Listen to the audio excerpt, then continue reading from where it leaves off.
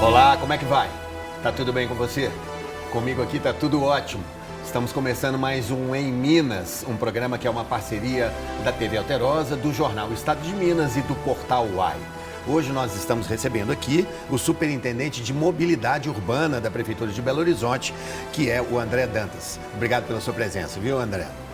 Este programa, como vocês já sabem, tem 2 blocos aqui na TV Alterosa e tem um terceiro bloco que vai no canal do YouTube do Portal Uai. Então fique ligado, quando estiver terminando o segundo bloco, você já acessa aí youtube.com/portaluai para continuar vendo a nossa entrevista. E a íntegra deste papo você lê no jornal Estado de Minas na edição de amanhã deste domingo, tá bom? Muito obrigado novamente pela sua presença aqui. Eu queria começar perguntando, André, a Prefeitura, ela em linha com o pensamento de muitos especialistas, ela está investindo em dar prioridade para o transporte público em detrimento, por exemplo, do carro particular. Como é que vocês querem convencer o dono de carro a deixar o carro dele para usar o transporte público, sendo que a cidade ainda enfrenta muitas mazelas no sistema de transporte? Obrigado pelo convite, um prazer estar aqui com vocês. Todo nosso. Bom, o prefeito Fuad, desde o início da gestão, determinou que nós demos prioridade para as pessoas. Nós temos uma obrigação de uma lei federal que estabelece a Política Nacional de Mobilidade Urbana, que nós temos que tratar primeiro aqueles que andam a pé, aqueles que andam de bicicleta e depois aqueles que andam de transporte coletivo. Isso é uma hierarquia, né? Essa hierarquia muito bem definida. Ok. Certo? E depois nós temos que tratar do transporte individual motorizado. Então, esse é o nosso mantra, né?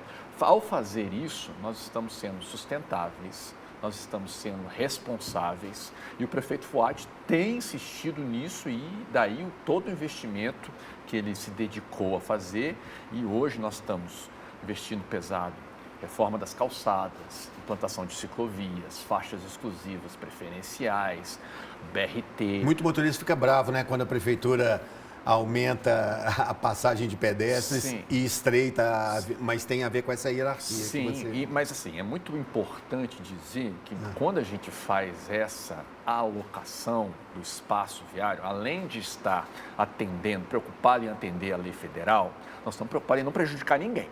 Então, muitos estudos são feitos, né? Então, por exemplo, nós estamos fazendo esse projeto maravilhoso na revitalização da Avenida Afonso Pena. Exemplo clássico, a nossa principal avenida mais icônica, que um dia foi totalmente dominada por pedestres, né? Toda arborizada. Os ficos, né? Os famosos. Isso. Então, para não prejudicar as pessoas que têm os outros modos de transporte, o transporte motorizado individual, nós estudamos a largura das faixas, nós estudamos a posição dos estacionamentos, nós estudamos os fluxos, nós estudamos por muito tempo para chegar na proposição que, na verdade, nós vamos melhorar a velocidade, nós vamos melhorar o tempo de viagem, nós vamos melhorar em questão de congestionamento, porque nós vamos ajustar o espaço que está lá da melhor forma, sem tirar faixa, pelo contrário, otimizando a rede como um todo, nós vamos ganhar.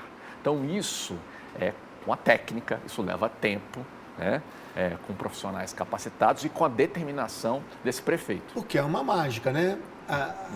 Cada sentido ali da Afonso Pena tem o quê? 4, 5 faixas? 4 faixas? São 4 faixas em determinadas partes. 4 faixas. Vamos falar ali da região mais central, Sim. o canteiro é bem estreitinho, Sim. Porque até aqui perto, por Sim. exemplo, do nosso estúdio, Sim. o canteiro central é bem largo, Sim. acho que a ciclovia vai Sim. passar por dentro do Sim. canteiro, não é isso? Isso. Mas lá embaixo, por exemplo, a ciclovia vai ter que ocupar a pista de rolamento. Não, ela vai no canteiro central. Mas o canteiro é bem estreitinho. Não, mas aí não é mágica. Aí as faixas que temos lá, elas estão muito além do padrão. Ah, tá. Então, é o recálculo da largura da faixa. Isso, mas não é só isso. Tem os movimentos, as conversões. Algumas conversões não estão otimizadas ao ser otimizadas ao longo das interseções. Sim. Então, assim, é técnica, é conhecimento. Né? Você conversa com os técnicos que se dedicaram por anos estudando isso, discutindo com a sociedade, apresentando para a sociedade, e você, poxa, realmente é uma coisa muito séria. Né? A primeira sensação do motorista particular é essa, né? Poxa, ainda vai ter a faixa exclusiva Sim, do ônibus. sim. Então vai sobrar muito pouco para mim passar, para eu passar com o meu carro e tal. Mas... Não, a gente tem simulações, tem estudos que demonstram que todos vão ganhar, né? Quando a gente se dedica da forma como nós estamos dedicando, sob a orientação do prefeito Fouad, não tem erro. De qualquer maneira, eu queria voltar lá na pergunta inicial, que é como é que os senhores pretendem convencer o dono do carro particular a deixar o carro na garagem e usar o ônibus? Bom, nós precisamos dar qualidade no transporte coletivo. Nós precisamos dar qualidade no deslocamento a pé, qualidade no deslocamento com bicicleta. Qualidade vai gerar incentivos. Isso num primeiro momento. Obviamente que uma parte da população nunca vai migrar do transporte individual. Isso é fato. Vocês não têm expectativa de 100%? Não, isso é utópico, né? A não ser que medidas muito restritivas sejam impostas aos usuários. Então, assim, existem países que estão buscando medidas muito restritivas, né? Por exemplo, eu gosto de falar de Singapura. Singapura adota uma cobrança pelo uso do espaço viário por transporte individual motorizado, do carro, moto, né? Andou, pagou. Manhattan, em Nova York, está adotando uma cobrança não só de entrada na ilha de Manhattan, mas também de deslocamento lá dentro. Acho que Londres tem alguma coisa para o centro também. Londres tem o que nós chamamos de cordon pricing, que é uma área que se define uma região em que a entrada é cobrada 12 libras. Só que são cidades assim com um sistema de transporte extremamente bem desenvolvido, né, e planejado, né? Metrô de mais de 100 anos de idade, enfim. Sim, são cidades que fizeram investimentos. Não é o caso de Belo Horizonte. Não, mas aí, é aquela questão, né, do ovo da galinha, né? Nós precisamos quebrar esse ciclo primeiro. Vamos dar um passo para trás. Essa é uma discussão que não é imposto por um ditador, é uma discussão com a sociedade. Claro. O que queremos? Nós queremos um caminho, queremos outro, né? Nós não temos definição nenhuma nesse sentido, mas eu estou colocando assim, tecnicamente, a possibilidade de se discutir, né? Obviamente, o recurso para fazer todos esses investimentos vai ter que vir de algum lugar, certo? Ninguém quer que aumente o IPTU, por exemplo.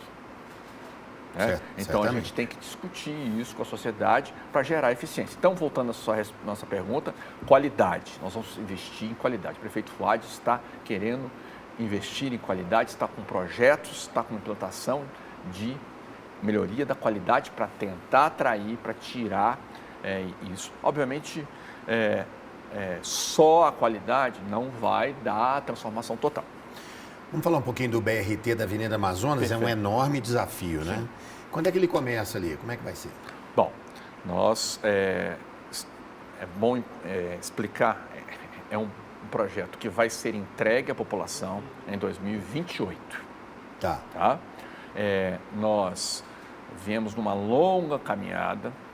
Assim que o prefeito Fouad assumiu, nós tivemos a felicidade de efetivar um empréstimo junto ao Banco Mundial.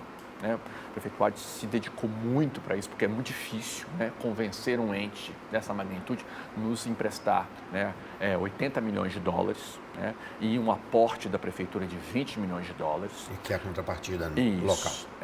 Então, nós estamos agora na fase de projetos. Então, 2024, 2023 e 2024, projetos. Okay. Nós temos que detalhar tudo. Desde a calçada, desde a posição da estação, desde os cruzamentos, dos viadutos, tudo está sendo detalhado nesse momento. Em 2025 começarão as obras, né, e leva tempo para entregar até 2028. Eu posso imaginar que, fazendo como foi feito, por exemplo, na Antônio Carlos, o que existe de faixa hoje ali não é bastante. Vai ser preciso desapropriar em alguns... Não? Não. A área existente hoje de pista de rolamento e tal vai ser bastante? Vai. Nós teremos em alguns pontos que analisar questões de recuo, mas recuo mínimo para calçada, né? Mas nós estamos trabalhando de uma forma um pouco diferente da Antônio Carlos, né? Nós não teremos duas estações como temos do municipal e do metropolitano. Primeira diferença. Nós estamos trabalhando junto do governo do estado, mais uma iniciativa do prefeito Fouad, de discutir e solucionar uma integração operacional com as linhas metropolitanas. Vamos falar disso já já. A gente faz um intervalo rapidinho e nós voltamos no instante, porque esse tema é quente. Até já.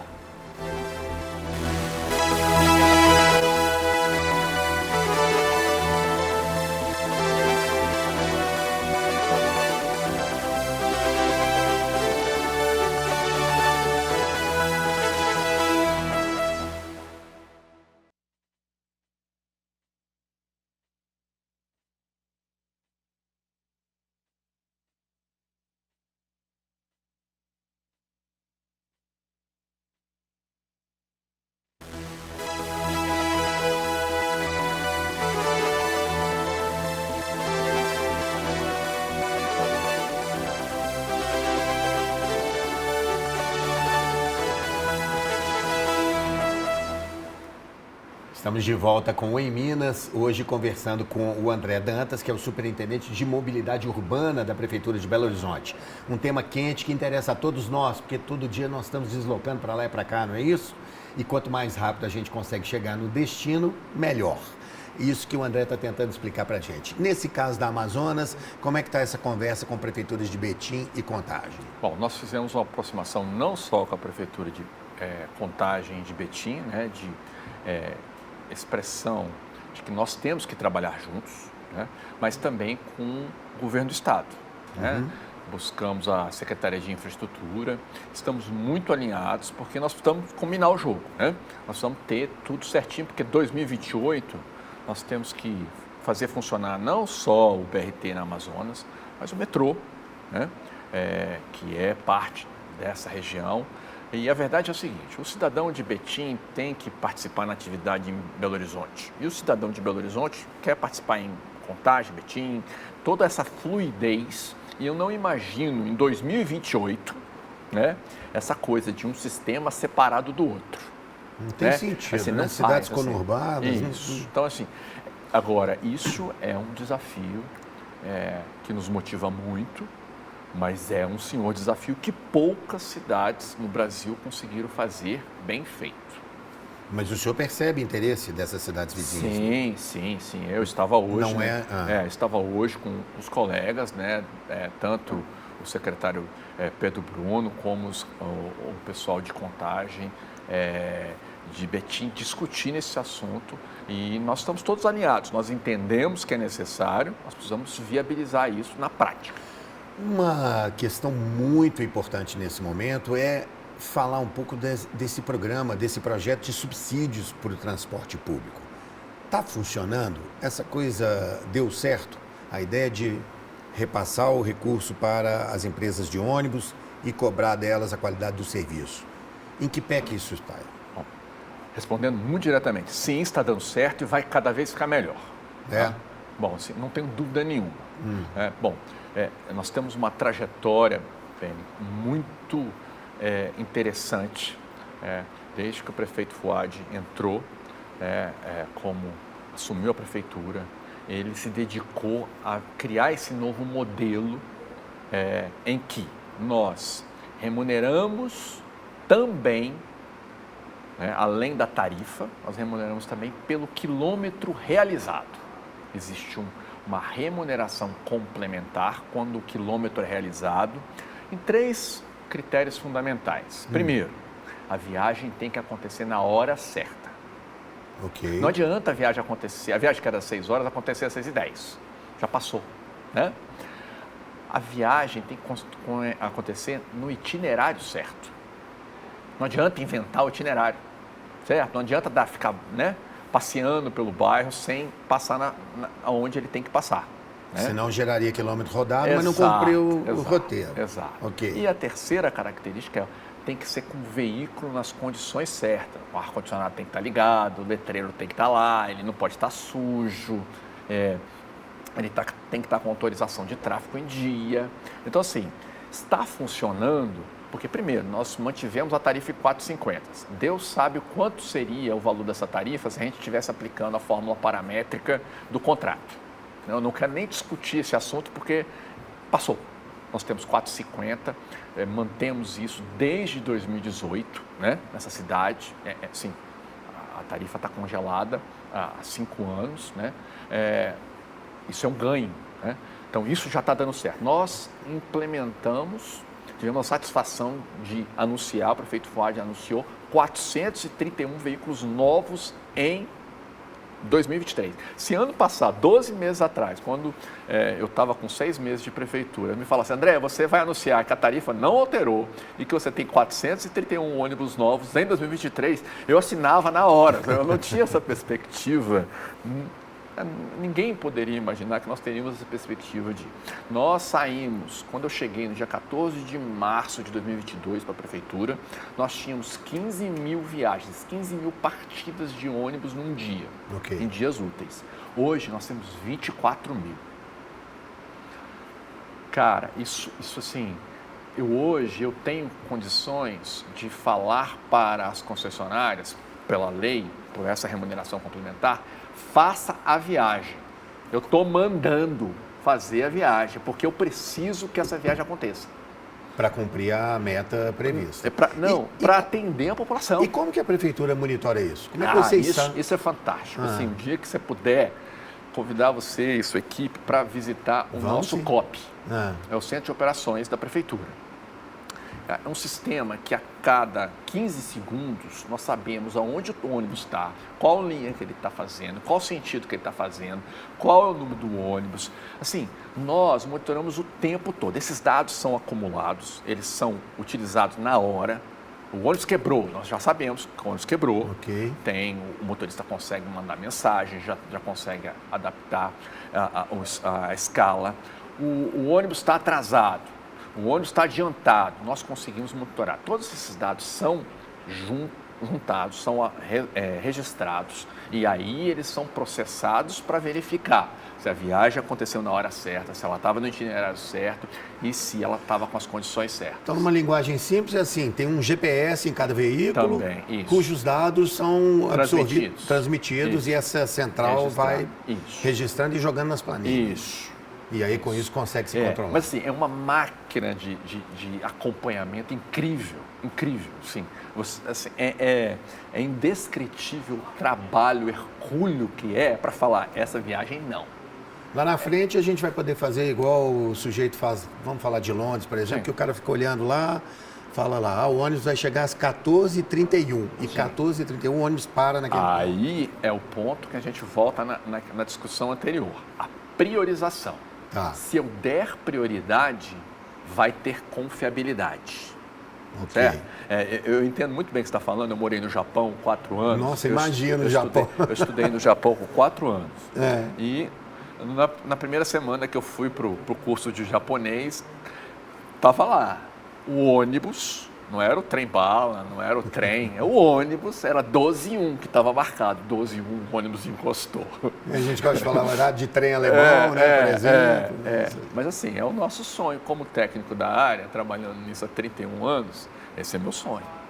Eu não posso perder o gancho que você me deu, André, que é de perguntar sobre a questão da tarifa. Sim. Ela está aí mantida há 5 anos, mas a grande pergunta que passa pela cabeça do usuário do sistema é até quando ela vai poder ser mantida em 4,50? Perfeito. Bom, nós temos uma definição relacionada com a tarifa, que é o orçamento do município. Nós temos o projeto de lei da orçamento anual, ele está em debate na Câmara, né? Está em discussões, votação, nesse projeto de lei, nós temos um cenário de 4,50 que resulta num aporte financeiro para o ano de 2024, né, de 800 milhões, e um outro se a tarifa for de R$5. Nós temos isso lá na exposição de motivos. Né? Entendi. E aí, então, valor diferente de 700 milhões, 800 milhões, 700 milhões, certo? E em instância final, o prefeito Fuad, dentro das capacidades orçamentárias do município, vai tomar a decisão. E só o prefeito Fuad que pode fazer essa avaliação. O nosso papel na SUMOB é fazer as contas, entregar para discussão, né? e aguardar a definição. O fim do subsídio, por exemplo, ele poderia fazer com que a passagem desse um salto, Sim. considerando falta. Sim. Não seria um reajuste pequeno, obviamente, porque ele está represado aí há 5 anos. Bom, eu não acredito que isso vai acontecer. Tá? Uhum. O prefeito Fuad está engajado em manter as condições que nós temos, melhorar, né, as condições tarifárias, criar até mais benefícios. Não sei se você sabe, nós temos hoje tarifa zero em vilas e favelas, nós temos gratuidade para estudante, pessoas em situação de... mulheres em situação de violência, pacientes oncológicos. Nós temos tudo isso e nós queremos melhorar essas condições. Agora, eu acho que a tendência nossa é que a sociedade vai compreender os benefícios de investir em transporte público, né? Caso contrário, a gente tem que repassar o custo para a população. Hoje, 33% do custo é absorvido com recursos da sociedade. André, infelizmente a gente precisa terminar a nossa participação aqui na TV Alterosa, mas nós vamos continuar falando sobre preço da passagem no bloco, no Portal Uai, tá? Então acessa aí já já.